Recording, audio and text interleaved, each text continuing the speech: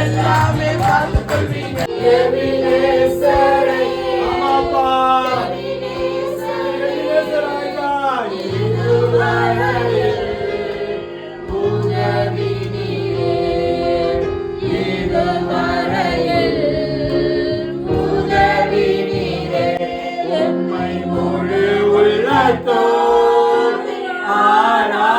ஆராதிப்பேன் முழு பலத்தோடு அன்பு கூறுவேன்.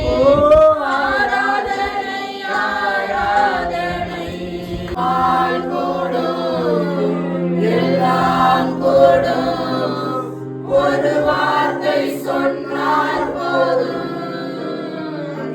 ஐயா ஒரு வார்த்தை சொன்னால் விண்ணப்பத்தை கேட்பவரே